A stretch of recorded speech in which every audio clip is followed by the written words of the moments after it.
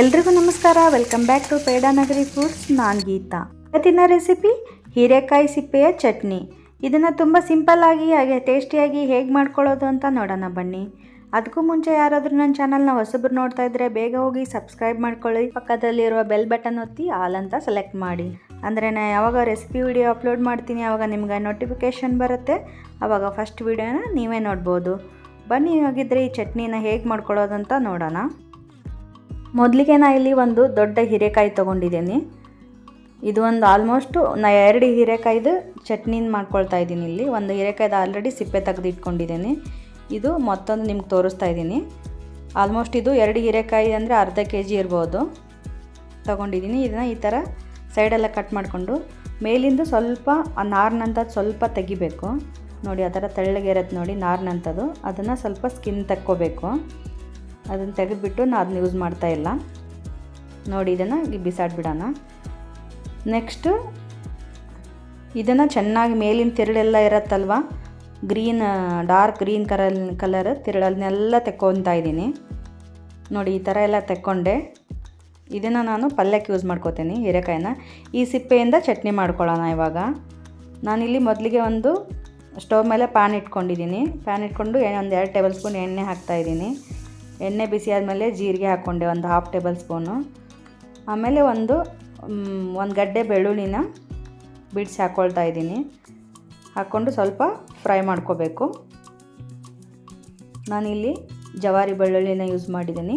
ನೀವು ಬೇಕಾದರೆ ಫಾರಮ್ನ ಯೂಸ್ ಮಾಡ್ಕೊಳ್ಳಿ. ಆಮೇಲೆ ನಾನಿಲ್ಲಿ ಒಂದು 6 ಇಂದ 7 ಹಸಿಮೆಣಸಿನ್ಕಾಯಿನ ಕಟ್ ಮಾಡಿ ಹಾಕ್ಕೊಳ್ತಾ ಇದ್ದೀನಿ.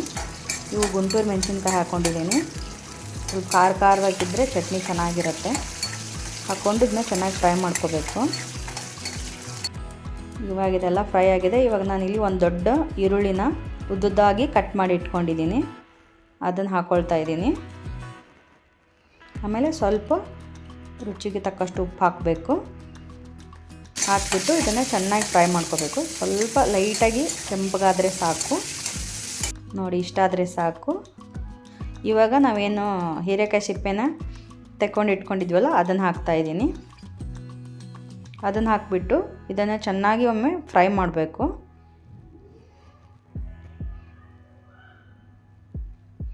ನೋಡಿ, ಈ ಥರ ಎಲ್ಲ ಫ್ರೈ ಮಾಡ್ಕೋಬೇಕು.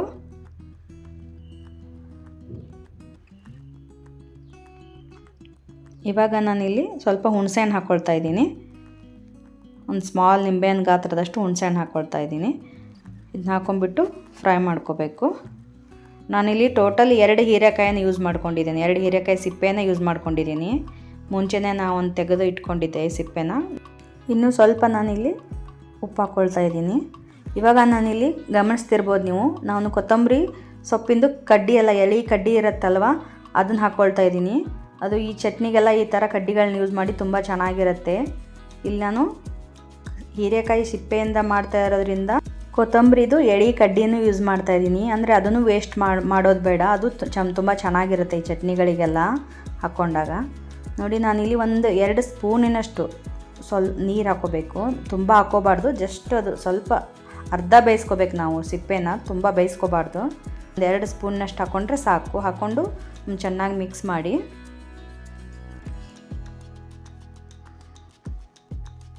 ಪಲ್ಯ ಎಲ್ಲ ಬೇಯಿಸ್ಕೊಂಡಂಗೆ ಫುಲ್ ಬೇಯಿಸ್ಕೋಬಾರ್ದು. ಇದನ್ನು ಸ್ವಲ್ಪ ಹಾಫ್ ಬೇಯಿಸ್ಕೋಬೇಕು. ನೋಡಿ, ಈ ಥರ ಮಿಕ್ಸ್ ಮಾಡಿಬಿಟ್ಟು ಒಂದು ಮೇಲೆ ಮುಚ್ಚಳ ಮುಚ್ಚಿ ಒಂದು 30 ಸೆಕೆಂಡ್ಸ್ ಬೇಯಿಸ್ಕೊಳ್ಳೋಣ. ಚಟ್ನಿನ ಮಾಡಿಕೊಂಡು ನೀವು ಫ್ರಿಜ್ಜಲ್ಲಿ ಇಟ್ಕೊಂಡು 2 ದಿನವೂ ಯೂಸ್ ಮಾಡ್ಕೋಬೋದು. ಒಂದು 8 ಬಾಕ್ಸಲ್ಲಿ ಹಾಕಿ ಇಟ್ಕೊಂಡ್ರೆ. ನೋಡಿ, ಇವಾಗ ಕರೆಕ್ಟ್ ಬೆಂದಿದೆ. ಇವಾಗ ನಾನು ಮತ್ತೊಮ್ಮೆ ಮಿಕ್ಸ್ ಮಾಡ್ತಾಯಿದ್ದೀನಿ. ನೋಡಿ, ಇಷ್ಟಾದರೆ ಸಾಕು. ಇದಕ್ಕಿಂತ ಜಾಸ್ತಿ ಬೇಯಿಸ್ಕೋಬೇಡಿ. ಇವಾಗ ಫ್ಲೇಮ್ನ ಸ್ವಿಚ್ ಆಫ್ ಮಾಡಿಬಿಟ್ಟು ಇದು ಕಂಪ್ಲೀಟಾಗಿ ಕೂಲ್ ಆಗಬೇಕು. ನೋಡಿ, ಇವಾಗ ಕಂಪ್ಲೀಟಾಗಿ ತಣ್ಣಗಾದ್ಮೇಲೆ ನಾನು ಒಂದು ಸಣ್ಣ ಮಿಕ್ಸಿ ಜಾರ್ ತೊಗೊಂಡು ಅದನ್ನೆಲ್ಲ ಹಾಕ್ಕೊಳ್ತಾ ಇದ್ದೀನಿ. ಹಾಕ್ಕೊಂಬಿಟ್ಟು ಇದನ್ನು ಸ್ಮೂತಾಗಿ ಗ್ರೈಂಡ್ ಮಾಡ್ಕೋಬೇಕು. ನೋಡಿ, ಇವಾಗ ನಾನು ಗ್ರೈಂಡ್ ಮಾಡ್ಕೊಂಡು ಬಂದೆ. ನೋಡಿ, ಈ ಥರ ಇದ್ದರೆ ಸಾಕು ಚಟ್ನಿ.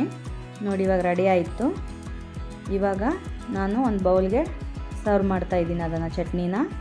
ನೋಡಿ, ಈ ಥರ ಹೀರೆಕಾಯಿ ತಂದಾಗೆಲ್ಲ ಈ ಥರ ಸಿಪ್ಪೆಗಳನ್ನೆಲ್ಲ ತೊಗೊಂಡು ಚಟ್ನಿ ಮಾಡೋದ್ರಿಂದ ಅನ್ನಕ್ಕೆ, ಬಿಸಿ ರೊಟ್ಟಿಗೆ, ಚಪಾತಿಗೆ ಅಂತೂ ಸೂಪರಾಗಿರುತ್ತೆ.